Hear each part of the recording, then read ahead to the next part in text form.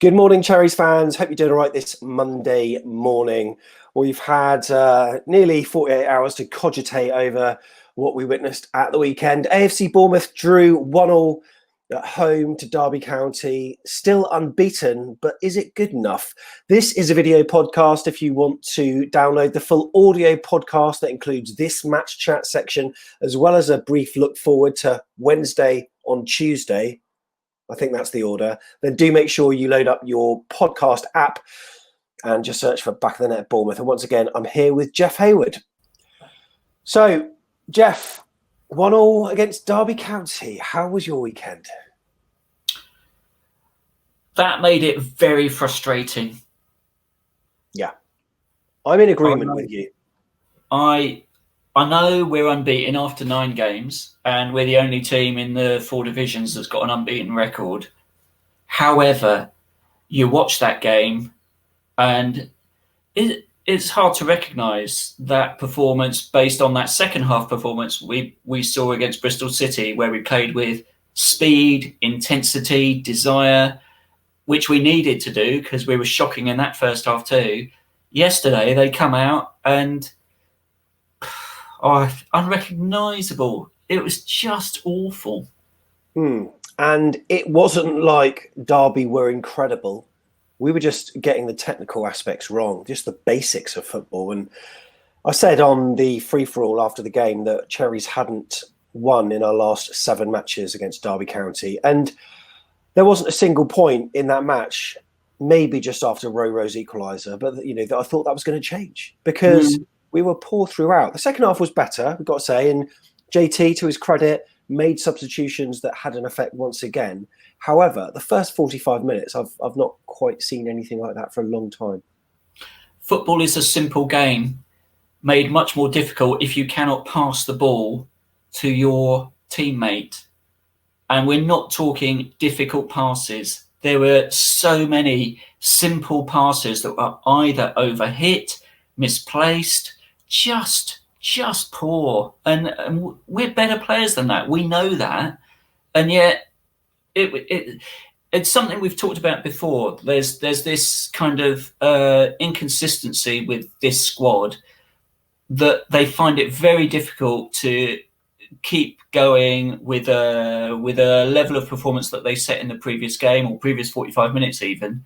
And so it's not just one player has an off day. I mean, how many players really stood up yesterday and performed? How many of those players can honestly say, you know what, I was good for that game? Steve Cook, Begovic. That's about it, isn't it? You look at it and analyse the individual performances, and it left a lot to be desired. And I thought it was a really poor performance with a lack of care and attention on the ball, as you said, overplaying, heavy passing, the simple things not being done correctly, the countless amounts of passes out from the defence that were just not, either not finding a Bournemouth player, or if they were, it just bounced off us, and Derby were managing to get the possession back. And yet they dominated the early stages of the game, Derby County, didn't they? And arguably had some of the best chances.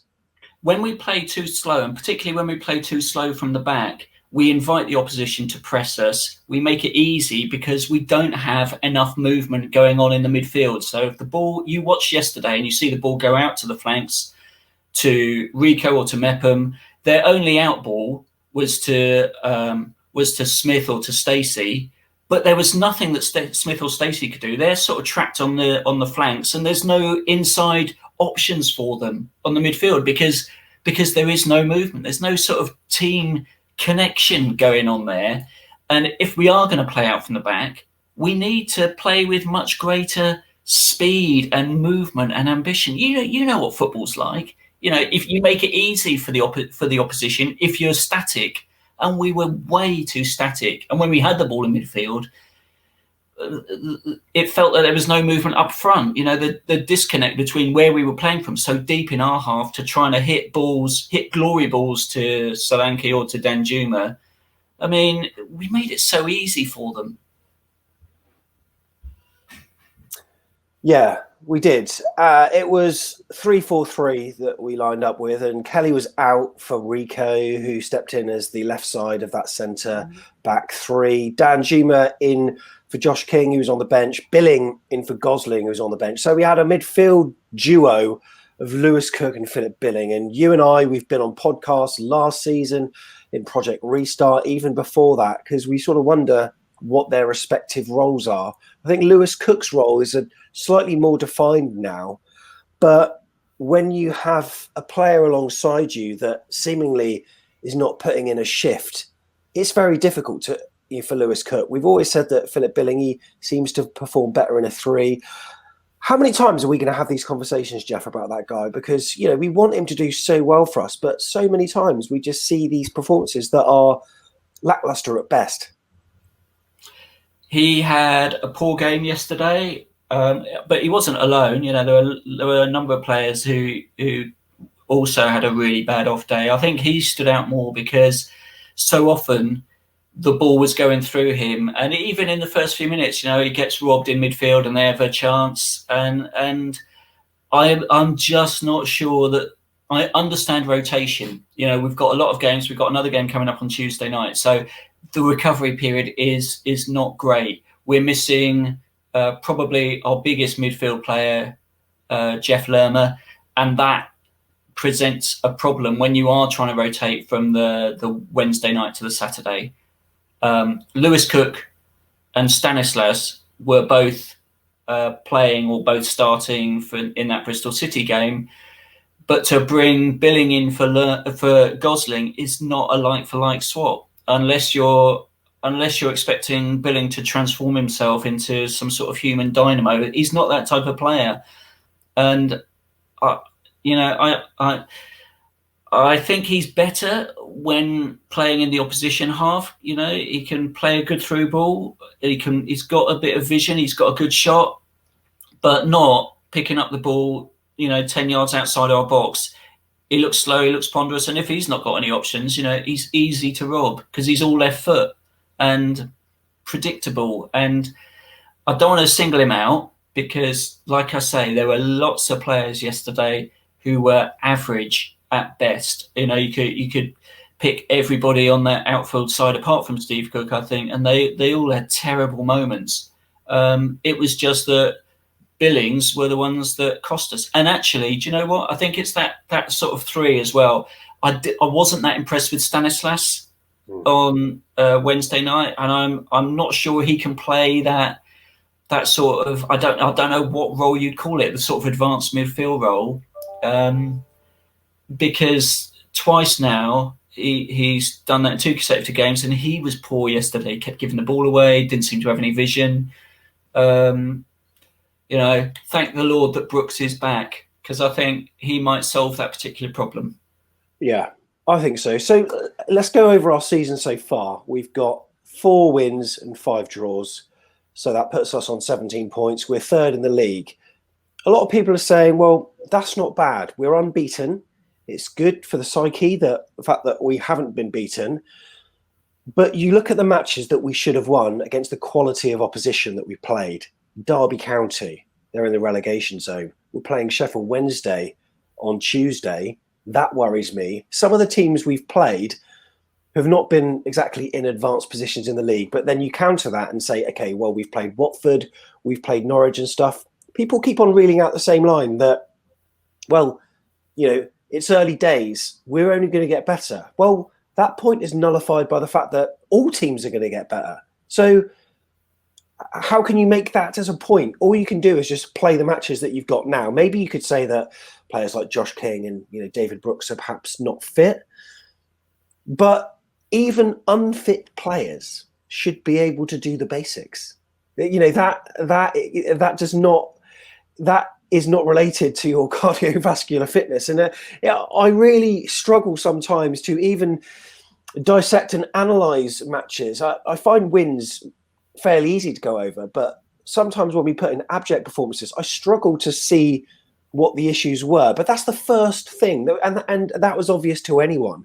And Derby County in the first quarter of an hour dominated us. There was a shot from Waghorn left-footed over the bar. They started really brightly. Matthew Clark rose highest from a Wayne Rooney cross, and then on 11 minutes, then we gift the ball away, and Derby, they were running forward with the directness that Bournemouth once did. I remember that goal that we scored Fulham away in the 3-0, and I think David Brooks scored one, and then Callum. And, at times it was a joy to watch because you'd see 3 or 4 darting forward. And that's what Derby had. And then Philip Billing comes along and concedes a free kick in a needless area. And, it's not like they haven't got anyone on their side that can score free kicks from 25 yards or whatever.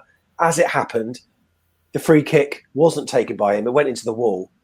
And then it was not cleared by a mixture of Solanke and Smith, and then Shinnie came along with a deflection. So it's quite apt that his surname's Shinnie, really. But off Steve Cook into the back of the net, and it's another situation where we go behind. And we did it against Watford. We've done it before, but it's just a stupid situation to get ourselves in, isn't it? Oh, the whole thing. I mean, you described it really well. I think it might have been Billing who got robbed in midfield. I can't quite remember. I think it was, because he then gets frustrated and makes a needless challenge, gives away a free kick. And I think there are several things that I want to point out. One, how many times are we slow at starting in first halves this season? It seems to me that the kick at the backside at half-time is happening with a regularity that shows the players either aren't taking it in, the coaching staff aren't getting the message over to the players before they come out on the pitch, or we're just not mentally prepared right. Because to play so poorly and start so poorly in that first half, it's happening again and again and again. If we have this conversation after the game on Tuesday night, I'm going to be mad as hell, because we're better than that and we can play better than that. And it's something that is fixable. It's an attitude issue rather than a skill issue. In my view, we've got to get that sorted. Number 2, the lack of intelligence from some of our players. Why does Billing make that challenge? You're right. He absolutely knows that Derby have got players who can kill us with free kicks. They've got the ex-England captain who scores free kicks like that for fun. Why give him the chance? Think about what you're doing. No need to make the challenge. The guy's blocked in front. He's not going to be able to score from there. That was so avoidable, and it's so frustrating. And that lack of intelligence, I mean, we're seeing it time and time again in the kind of decision making that players are actually taking on the pitch. They're not playing the right ball. They're not seeing stuff that we can see, or that you expect them to see, or they know that the opposition player has only got one option, which is to take a foul and dive, and we still foul. We're doing that so many times in games, letting the opposition get under our skin. And yeah. I feel like I'm going there, like I've been there before.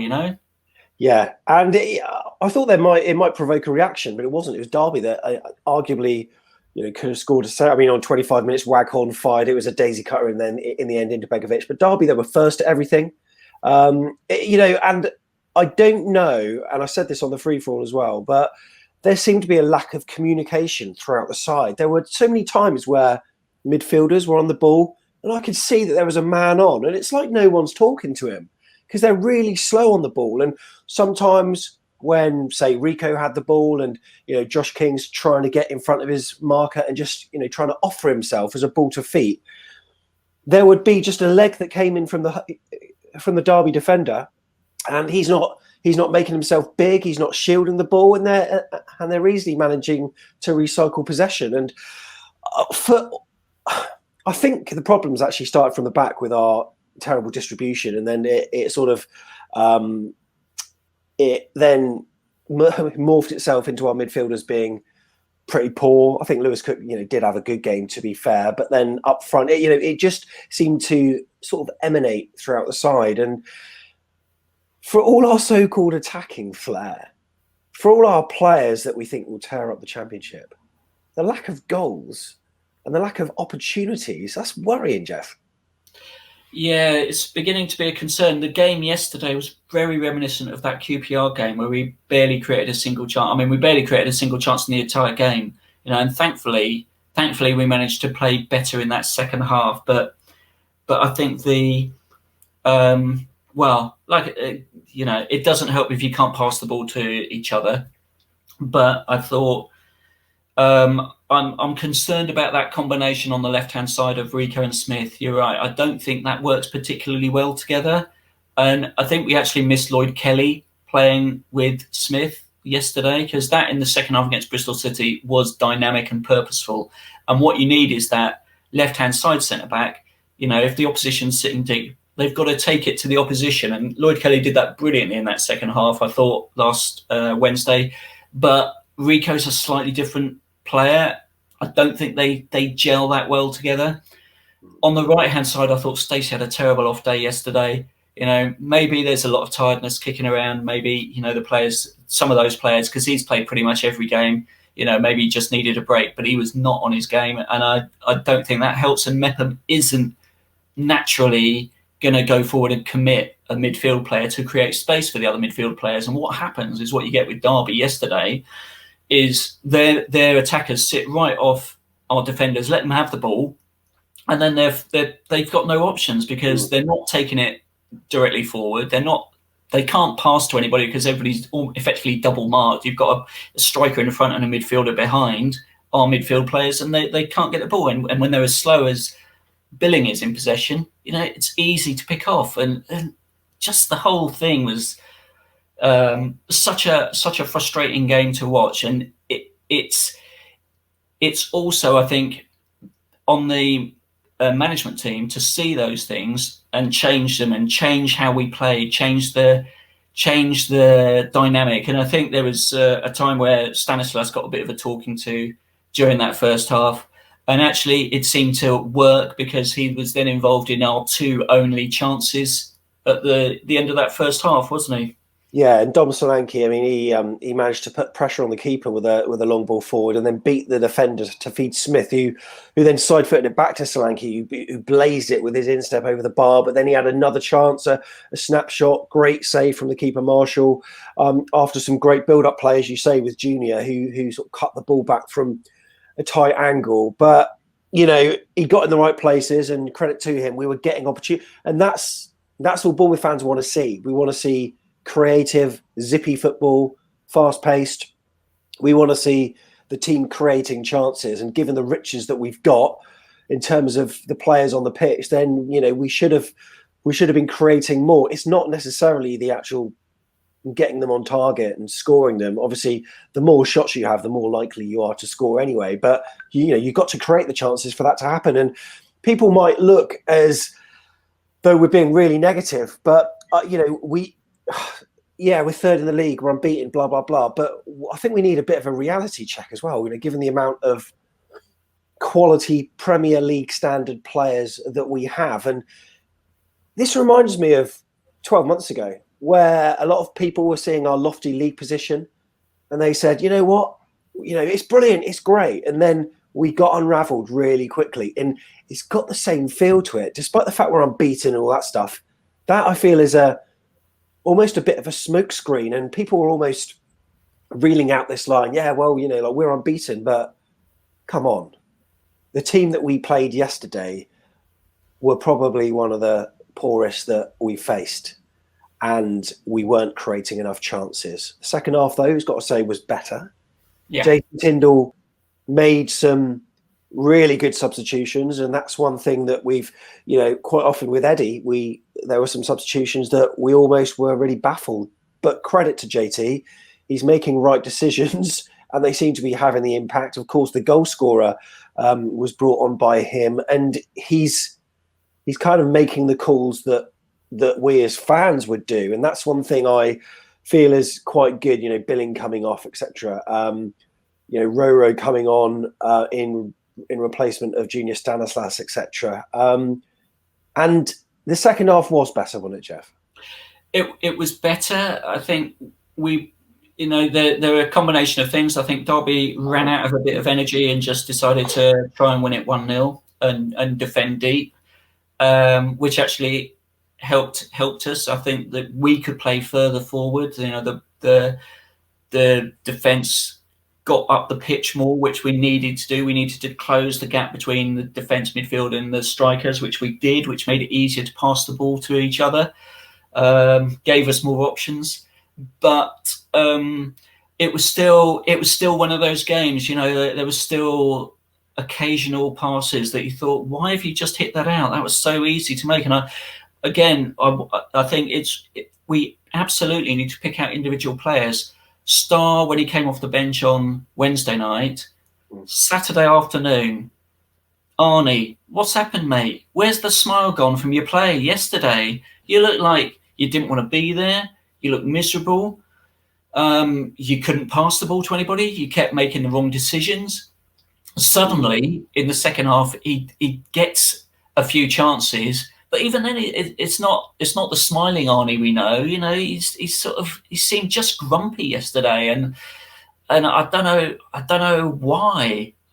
What's going on? Because we needed him to finish one of those. What did he have? 4, maybe 5 good efforts, good chances yesterday.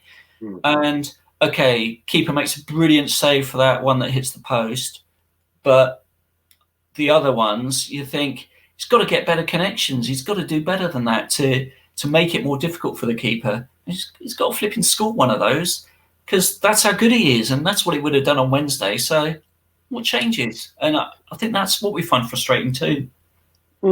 Yeah, it's funny. There were a few players that I just got really agitated about, and Rico was one of them. Albeit, my opinion of him changed all of a sudden when he put that cross in for Roro, which I'm sure we'll talk about. But his passes were terrible. His distribution was poor.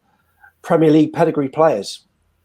You don't expect players to be brilliant every week, but you do expect them to do the basics. And Derby, throughout the game, though, it was clear that we were going to have more territorial possession, because they were camped back, and they were obviously happy to, try to soak up possession and maybe hit us on the counter, which at times they looked as though they had a couple of chances. But when you've got players like Steve Cook at the back and, Chris Mepham, I thought, it did all right yesterday. Wasn't perfect, but he did okay. Steve Cook, again, man of the match worthy performance. But we couldn't turn that possession into goals. And you say we were unlucky with a few chances, but we were still, every so often, we were overplaying the passes. Countless times I remember seeing through balls from either Dom or Josh to their striking partner, and the ball was, it was played so heavily that there was no chance. And I don't know what the conditions were like yesterday. I thought it was all right. I think it turned out to be like quite a nice day yesterday, but it wasn't just no excuse. I just found it so frustrating. I totally agree with that. It was baffling, and for a team to put in a performance like that after such a great shift only 2.5 days earlier, albeit we only played 1.5 against Bristol City, but you would expect the same-ish 11 to go into that game with loads of confidence and think and feel good about winning yesterday, and instead it was just 3 steps back to get a draw against a team that were worse than Bristol City, and what was potentially even more distressing than that was just the lack of creativity. I mean, we just seemed to be going through the motions. Really, when we got the ball forward, there was where was the incisiveness to actually create the chances? I mean, the positives. The positives were Brooks coming off the bench and looking relatively decent on the basis that he's not had much football at all. I thought he wanted the ball. He was playing in between the lines, making it, giving them something to think about. And it looked like we've been missing him, and that was good.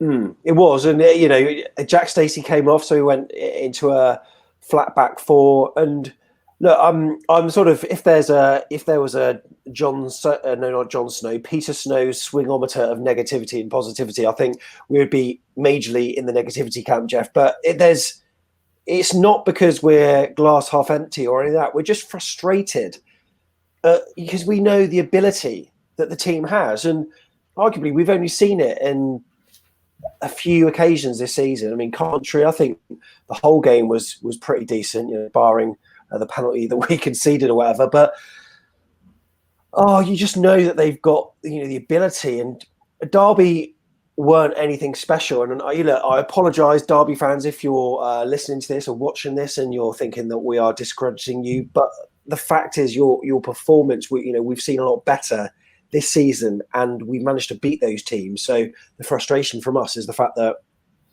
we didn't manage to beat you. So some credit has to go to how you lined up and the fact that you were relatively well drilled. But this feels like it's a point or 2 points dropped, and that's just of our own downfall. But it did get better, and that was when Roro came on. So I think Josh King won a free kick on the edge of the box on about 80 minutes, and Brooksy took it. It went into the wall, but Bournemouth managed to recycle possession. I think Rico, there were a number of times where he crossed too long, in my opinion, and it went over the defenders. But this one, thankfully, found the on-running Roro, Rodrigo Riquelme, who, the volley with the right foot, I don't know if it was on the side foot, but it was so measured and such a good goal, wasn't it? Oh, beautiful goal. And what skill that takes to do that. That ball came a long way. What was really pleasing from that attack, we kind of went a bit gung-ho. So the person it flew over was Steve Cook. We were really putting bodies in the box there. Came all the way over, and I think that kind of it distracted the Derby defence, so there was nobody on Riquelme. But honestly, that finish, that is class to be able to do that. And the beautiful thing about that is that when you hit it like that first time, the keeper is not set. And number of times where we took shots at Marshall, he was set, and he's kind of expecting the shot, and it makes it easier for the keeper to make the save when they're set. But when you take it like that, boy, what a finish!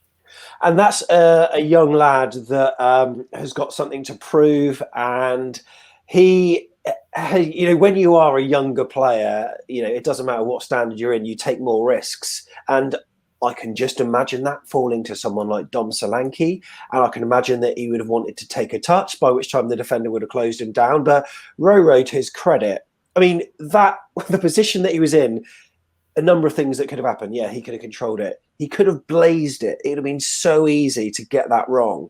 But he just, he didn't even break stride on the inside of his right foot, so composed. And like you say, the goalkeeper was, he was going to his left, then all of a sudden to dive low to his right, it was impossible. It was the perfect goal. And at that point, Jeff, this was the kind of, the 5% of the game where I thought, oh my God, we could actually win and, beat Derby for once in however many games it is.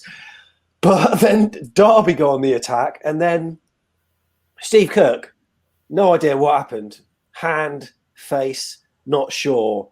It looked like he was out of action for quite a while. I don't know how much of that was, amateur dramatics and how much of that was, was real or whatever. But he got his body on the line, and whichever part it hit, he prevented a certain goal.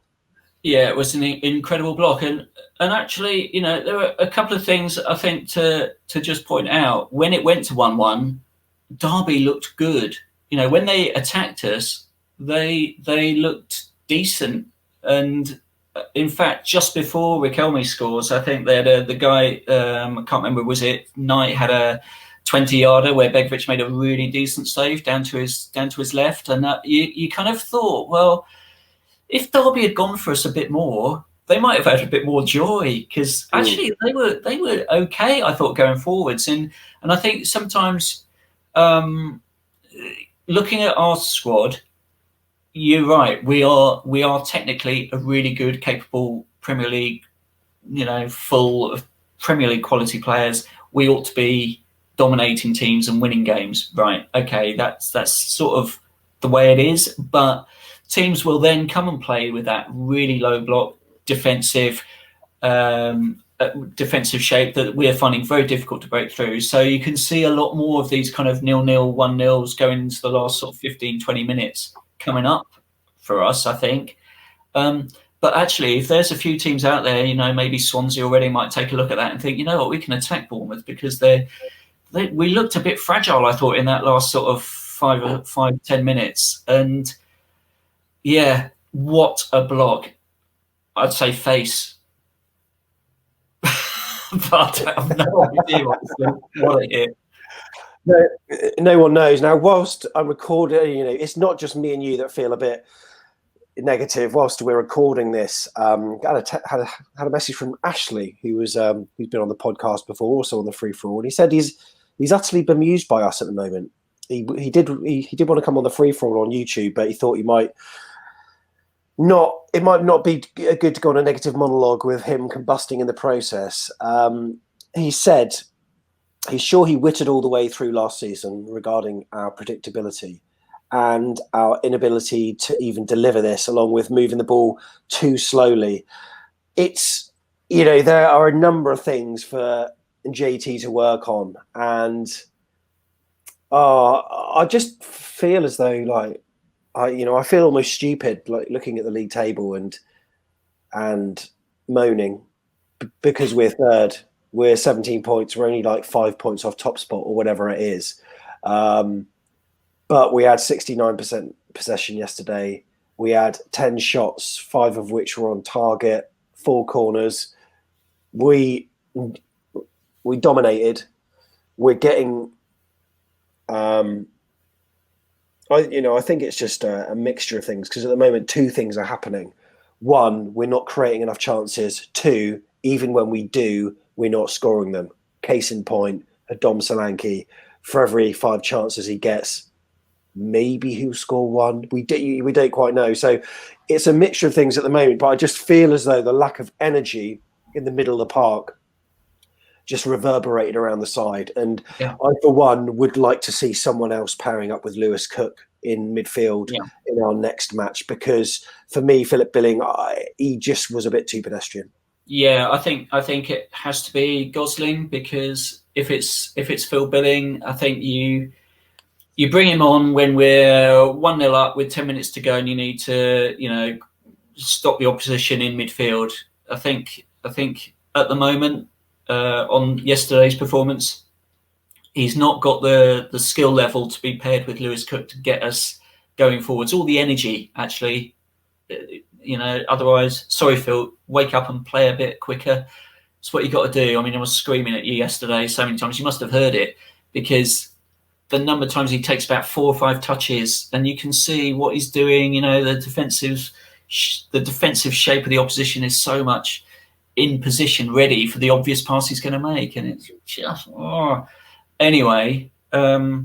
And it's not, it's not a Billing agenda, is it? It's not a Billing agenda, because, there are players like Dom Solanke, who I thought actually played very well yesterday. And his hold-up play was good, created some chances for himself. And I thought it was better from him. Josh King was equally poor. Junior Stanislas had a bad game. We could go on. Jack Stacey wasn't himself. I wouldn't say he had a bad game, but he just wasn't himself. And there were a few players that, that absolutely fitted that bracket. And at some point, Jeff, there's going to be a game, surely to God, where this all comes together, and then we absolutely annihilate a team 3-0, like in the opening 45 minutes or so. Yeah, and I think maybe.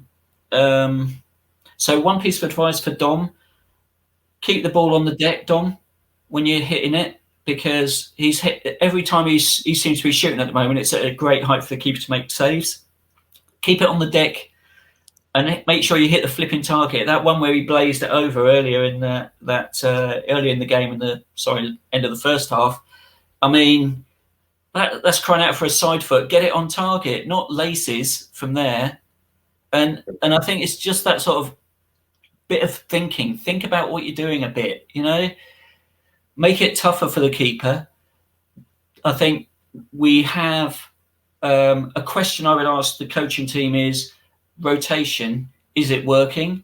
Maybe just pick your best 11 for every game until you need to pull a player out for an injury, because I think we don't understand that 3-4-3 well enough where you can mess about with the lineup as we did yesterday. I know we've got injuries, I know we've got play people out, but try and keep it as similar as possible. So I'd have kept Gosling in yesterday rather than put Billing in that midfield. And Josh has got to get better. We've got to get Brooks back playing full matches. We've got to start winning those games. You look at those 5 draws. Yeah, we're unbeaten, but 4 of those draws were games we should have won and had 3 points from, not dropped 2. One of those games, the Watford game, I'd say, yeah, we came back and we scraped a draw and we earned a point there. All the others, we've let 3 points go. Jeff Hayward, dishing out advice to Premier League footballers, Premier League goal scorers. You love to see it. Brilliant stuff. Jeff, thank you very much for coming on this video podcast today. Cheers, Sam. Hopefully all will be better against Sheffield Wednesday, won't it? But yeah, what do you think? Were we too negative? I'm sorry if we've started your Monday morning in the worst possible way, but we're just realists, and we want the best for the team, and it's just frustration, as I say. But get your comments below. I'd love to hear some positive comments and read some positive comments about what things we did good, because maybe me and Jeff have maybe just skipped over a few things that we maybe should have noted. Let us know in the comments, and also give this video a thumbs up and subscribe if you like as well, because it really helps us. Right, see you in the next video. Got the cherries.